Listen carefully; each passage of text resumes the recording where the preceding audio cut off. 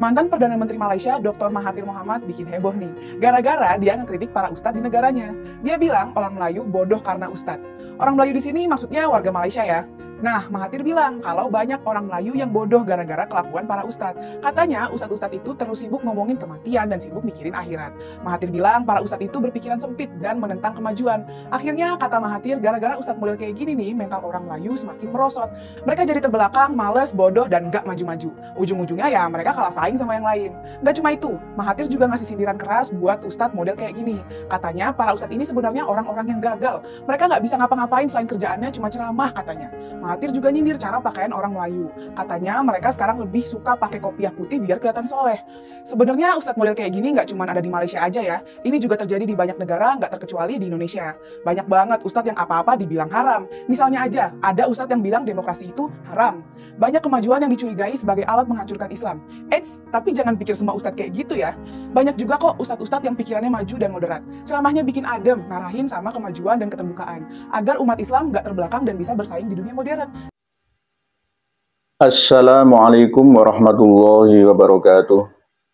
Bismillahirrahmanirrahim. Alhamdulillahi rabbil alamin wa bihi nasta'in ala umurid dunya waddin wassalatu wassalamu ala asyrafil anbiya'i wa imamil mursalin sayyidina maulana Muhammadin wa ala alihi washabbihi ajma'in, amma ba'd. Yang kami muliakan, yang kami hormati, yang kami cintai, yang kami sayangi, yang kami banggakan, segenap pemirsa dan pendengar sekalian, saudara-saudariku semuanya, dari lintas suku, bangsa, dan agama, di mana dan kapan saja semuanya, semoga berbahagia bersama dengan keluarga, beserta keturunan panjenengan semua, bahagia di dunia sampai di akhiratnya. Pada kesempatan yang penuh dengan kebahagiaan ini, kami akan menyampaikan ungkapan dari Dr. Mahathir bin Mohamad. Aslinya itu Mahathir bin Mohamad. Artinya adalah orang yang selalu hadir, putranya Bapak Muhammad. Tapi terkenal dengan tulisan Mahathir Mohamad. Beliau adalah seorang yang dianugerahi oleh Allah usia panjang dan sehat. 98 tahun umurnya. Dengan Joe Biden itu aja masih kalah. Joe Biden itu umurnya 80 tahun. Terus umurnya Raja Salman itu 88 tahun. Jadi masih kalah semua dengan Mahathir bin Mohamad, mantan Perdana Menteri Malaysia. 22 tahun berkuasa, prei beberapa tahun alias hampir ya terjadi gejolak di Malaysia. Beliau tahun 2018 sampai 2020 menduduki karirnya lagi dalam berpolitik, yaitu jadi Perdana Menteri lagi. Jadi beliau adalah orang yang sangat mencintai negerinya, Mahathir bin Mohamad itu. Beliau pernah berkata bahwa ini memang sensitif ya, tapi ini harus saya sampaikan untuk mencerdaskan anak bangsa. Termasuk kita bangsa Nusantara, bangsa Indonesia khususnya. Gara-gara ustadz-ustadz yang kurang mau menerapkan istilah al-muhafadzatu 'alal qadimis shalih wal akhdhu bil jadidil aslah. Nguri-uri tradisi lama yang baik dan mengadopsi tradisi baru yang lebih baik, tidak menggunakan falsafah dan istilah ini, maka banyak orang Melayu yang terbelakang, mundur dalam peradaban. Itu kata beliau. Banyak ustadz, kiai, khotib, penceramah, dai yang hanya ngurusi ceramah saja, lupa akan kehidupan dunianya. Padahal Allah menyuruh kita untuk walatan sanaswi bakaminat dunia. Jangan kamu lupa bagianmu hidup di dunia. Nah, supaya terlihat saleh, mereka memelihara jenggotnya, berpakaian arah jubah kearapan, berkopiah dan lain sebagainya. Ya mohon maaf, ini beliau menyampaikan seperti itu. Tapi justru pemahamannya sempit, eksklusif. tidak mau terbuka dengan perkembangan yang ada. Akhirnya ilmu dan teknologi dikuasai oleh selain orang Melayu. Ini gara-gara perilaku Ustadz Kiai Dai, bahkan Habib yang ada di sana yang menjadikan orang-orang Melayu menjadi kurang bertamadun, kurang berperadaban maju, alias terbelakang. Ini beliau menyampaikan seperti itu. Nah, ini harus kita jadikan sebagai pemicu dan pemacu, pemantik semangat kita di Indonesia, di Nusantara ini untuk selangkah, dua langkah, tiga langkah lebih maju daripada Malaysia.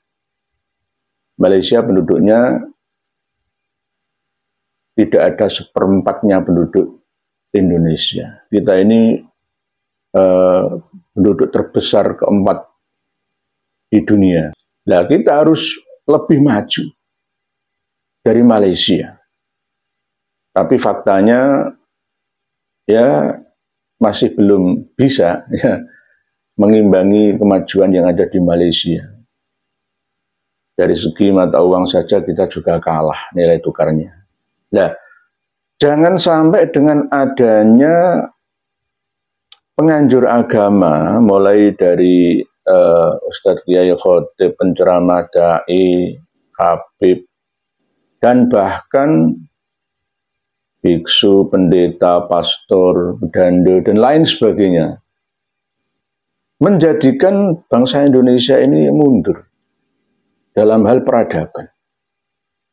Ini sangat berbahaya bagi kelangsungan hidup anak cucu kita nanti. Karena apa? Hidup ini penuh dengan persaingan.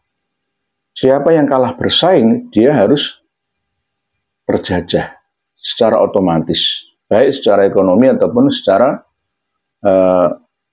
kekuasaan politik, baik politik lokal ataupun politik global. Ini harus kita antisipasi. Oleh sebab itu, jadilah ustadz yang moderat, jadilah kiai, habib, tuan guru, ajengan, tengku, guru besar yang berwawasan jauh ke depan dalam peradaban dan kemajuan demi anak cucu kita nanti.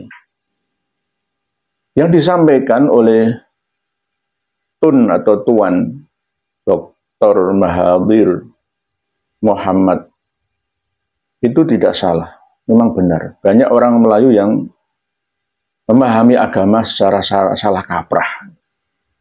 Hidup hanya untuk akhirat saja, dunianya tertinggal. Tidak mampu mengembangkan diri dalam ilmu dan teknologi, membuat bangsa Melayu menjadi semakin bodoh. Begitu juga yang ada di Indonesia. Sistem penyampaian kita dalam berdakwah, materi yang kita sampaikan kepada ummah dan masyarakat, juga harus berisi tentang semangat untuk menjalani hidup sukses dunia wal akhirat.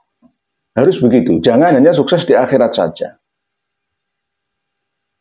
Banyak orang yang memahami agama itu secara pemahaman yang sempit, dengan mengatakan, oh haram demokrasi, ya, adanya perubahan perkembangan zaman yang melesat begitu cepat, kita masih tertinggal jauh.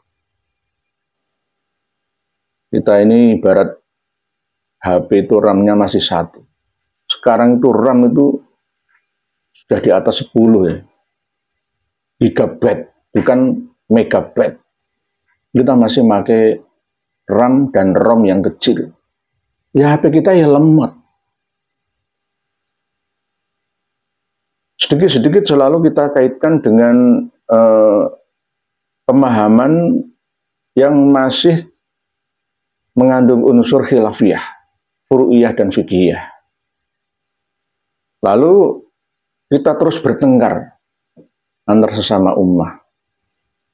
Misalkan hal-hal yang tidak penting, misalkan bahas masalah ziarah wali songo, bahas masalah tahlilan, bahas masalah manakibah, bahas masalah wasilah. Kita jangan terkutat di permasalahan itu, ya. Biarlah kalau ada yang meyakini bahwa tahlilan 1 sampai 7 hari, 100 hari dan seterusnya itu benar, ya silakan, nggak apa-apa. Nggak apa-apa. Kita tidak perlu mencemooh, mencela, mengkafirkan, membid'ah, dolalahkan mereka. Nggak perlu. Tidak perlu. Nggak produktif. Sampai kapanpun khilafiyah furu'iyah itu masih tetap akan ada dan terjadi di muka bumi ini. Perbedaan itu keniscayaan. Perbedaan itu adalah anugerah Tuhan.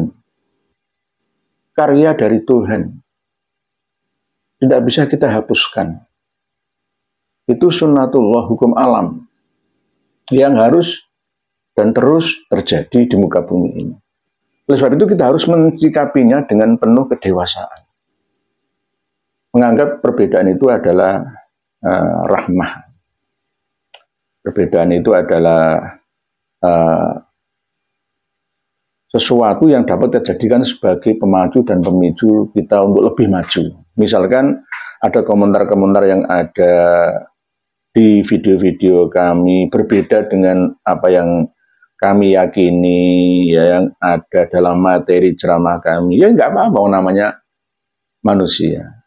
Sama kepala sama berambut, tapi pemikirannya juga beda-beda.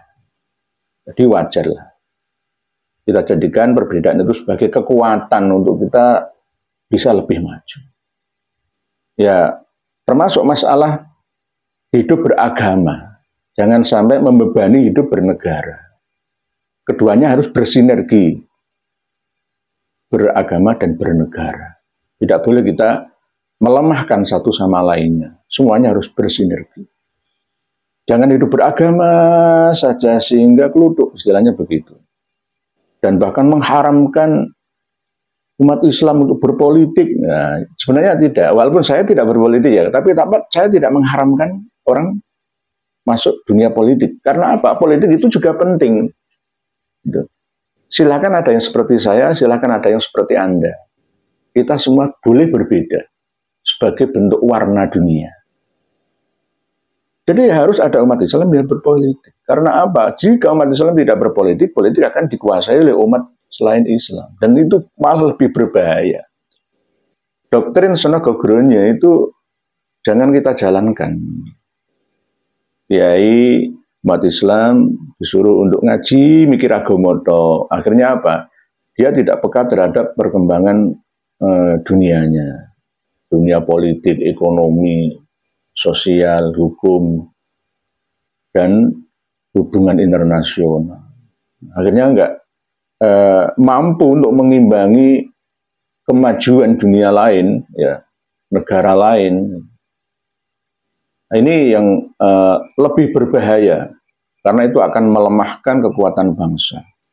Nanti malaikat penjaga perbatasan negara kita, baik laut, darat, dan udara, akan keteteran dengan orang yang dijaga ini malah justru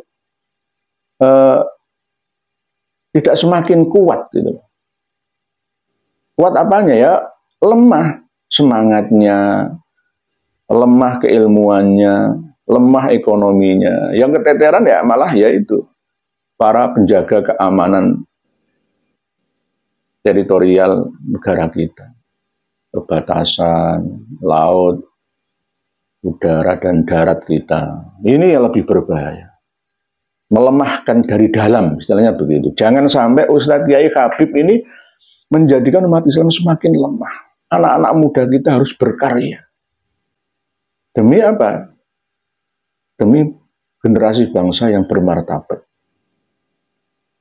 Karena katal fakru ayyakuna kufron itu akan benar-benar terjadi jika bangsa ini tidak sigap mulai saat ini.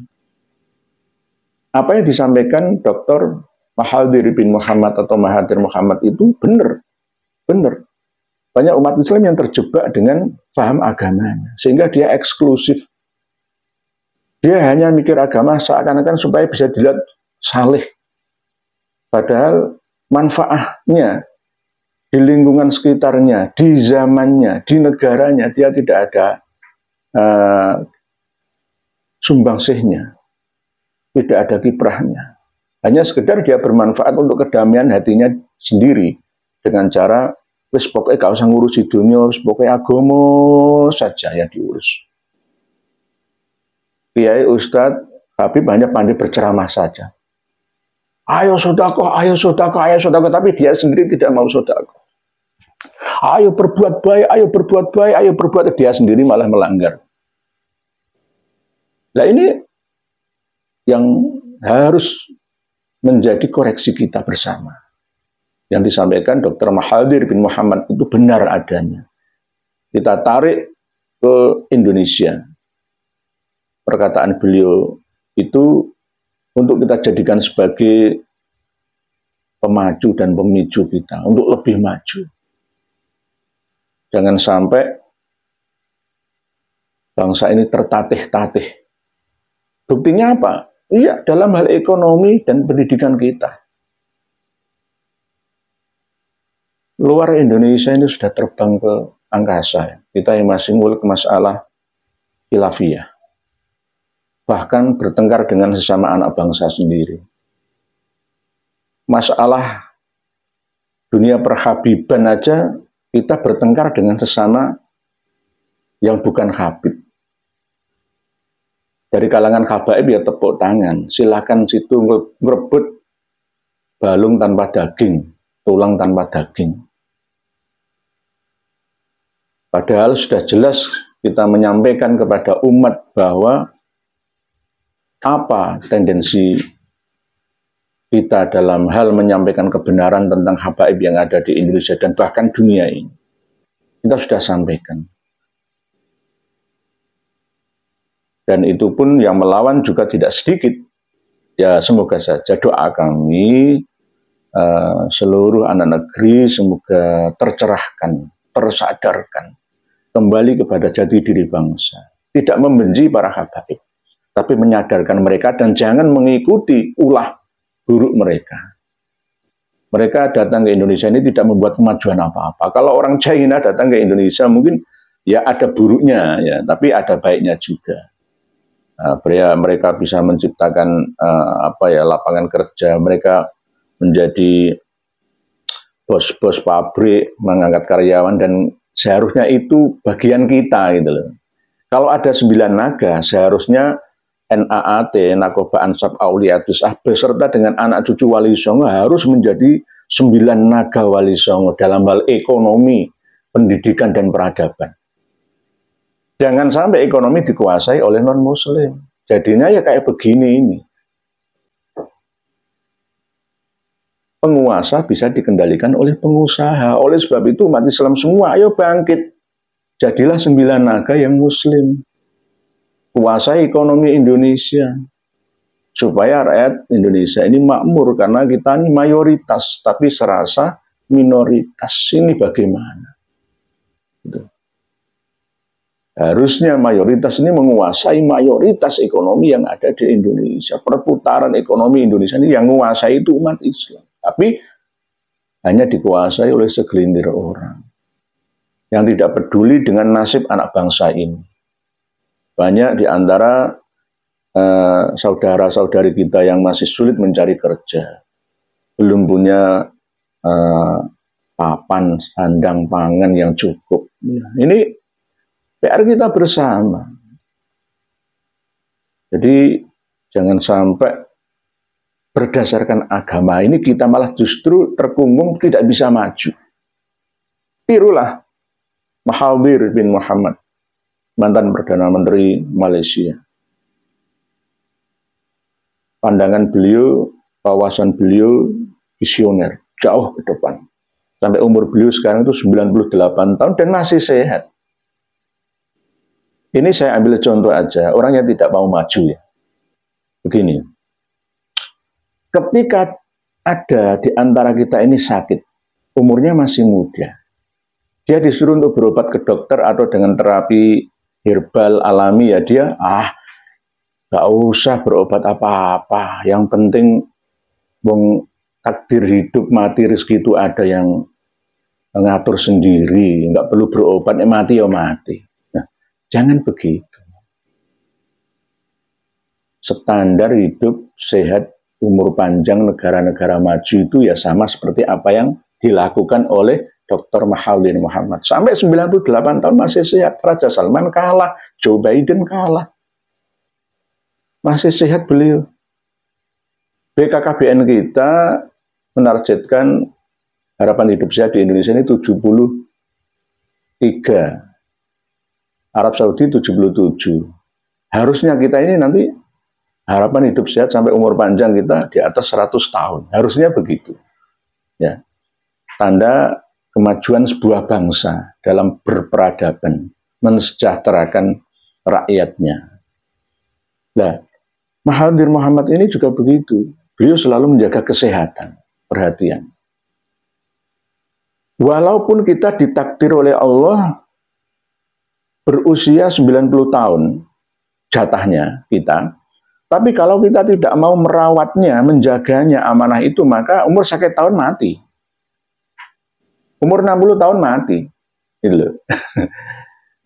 Jadi intinya kita ini menjaga amanah. Takdir hidup kita 80 tahun hidup di dunia. Tapi kalau kita bisa menjaganya, merawatnya, ya, menjaga pola pikir, pola makan, istirahat kita, maka ya bisa jadi 80 tahun umur kita. Tetapi kalau kita sembrono, ya, karena mindset, ya, pemahaman kita tentang hidup dan kehidupan, masalah kesehatan, ya, akhirnya belum sampai 80 tahun kita sudah meninggal dunia dulu. Sama dengan orang bunuh diri. Wong jelas ya, punya penyakit gula, diabetes, kok malah justru minum yang manis, makan yang manis-manis. Ya, itu sama dengan bunuh diri. Jelas kolesterol, asam uratnya tinggi, kok malah makan sate kambing. Nah, misalkan seperti itu sama dengan bunuh diri. Ya, asli jatah umurnya 80 tahun ya dikurangi, mungkin jadi 60 tahun mati. Nah, ini adalah wawasan ya yang harus kita pegang, kita jadikan sebagai pegangan bahwa ternyata jaminan hidup ini tergantung mindset, pemikiran, keyakinan kita. Maukah kita menerima perubahan, beradaptasi dengan zaman atau tidak? Kalau tidak, ya kita akan digilas oleh zaman itu. Misalkan Habib tidak mau menerima tes DNA, ya harusnya mau tes DNA. Karena apa? Itu sudah menjadi hukum alam, nggak bisa kita hindari. Sekarang ini hidup semua serba perbankan. Ya bagaimana? Ya kita harus mengikutinya. Dulu orang nonton TV itu diharamkan pada waktu pertama kali ada TV warna itu. Ya sekarang mau diharamkan kayak apa? Mau mengharamkan YouTube? Ya tidak. No, YouTube itu juga bermanfaat. Bisa ngaji seperti kita. Ya. Internet, HP-an itu juga bermanfaat. Ya, ada ngaji seperti ini. Nggak perlu hadir jauh-jauh ya. Kita semua bisa mengaji. Nah, semua kan ada manfaatnya. Oleh sebab itu kembali kepada istilah dan falsafah awal tadi, al-muhafadzatu 'alal qadimis sholih wal akhdhu bil jadidil aslah. Moto atau semboyan ini harus kita terapkan supaya kita bisa maju. Ayo kita ciptakan drone. Satu drone bisa mengangkat 1 kental barang. Lomba drone. Jangan hanya lomba bertengkar antar pesilat. Gak bisa maju. Bisa maju. Bagaimana kita bisa menciptakan lapangan kerja, ya. Bagaimana kita bisa membuat rudal jarak jauh, jarak dekat seperti Hamas, Brigade Al-Qassam, Brigade Al-Quds, Al-Fatah dan lain sebagainya. Yang diblokade sedemikian ketat tapi masih bisa kreatif berkembang seperti itu. Lah kita ini layeh-layeh digembosi dari dalam oleh para kiai seperti saya ini ya. Seperti para ustadz, dai, khotib, habib itu yang membuat kita ini bodoh. Mohon maaf. Bodoh. Bodohnya gimana? Kita tidak sholawatan tanpa berkarya, berkreasi. Sholawatan monggo ya sholawatan, ya berkarya. Gitu. Berapa banyak santri-santri di pondok pesantren kita. Tapi berapa banyak karya yang mereka berikan untuk bangsa dan negara. Berapa banyak lulusan perguruan tinggi setiap tahun wisuda, berapa puluh dan ratus ribu yang bergelar S1, S2. Tapi buktinya masih minim, faktanya masih belum banyak manfaatnya. Begitu juga berapa banyak para haji dan hajah yang ada di Indonesia. Tapi ternyata orang miskin masih banyak di mana-mana. Ya ini kan ketimpangan ya, sosial dan pendidikan. Nah, ini tidak bisa dibiarkan. Ini era abad 21 ya, perubahan ya. Kita harus lebih maju dari sebelumnya. Demikian mungkin sedikit yang dapat saya sampaikan. Semoga bisa kita pahami, kita cermati, ya, bersama kita mengerti, kita kembangkan sendiri apa yang saya sampaikan ini. Saya tidak menggurui, tapi menasihati diri saya sendiri bersama dengan panjenengan semua. Ayo maju bersama. Jangan seperti dulu mudah dibodohi oleh orang lain atas dasar agama. Demikian, wallahu a'lamu bissawab. Akhirul kalam, wassalamualaikum warahmatullahi wabarakatuh.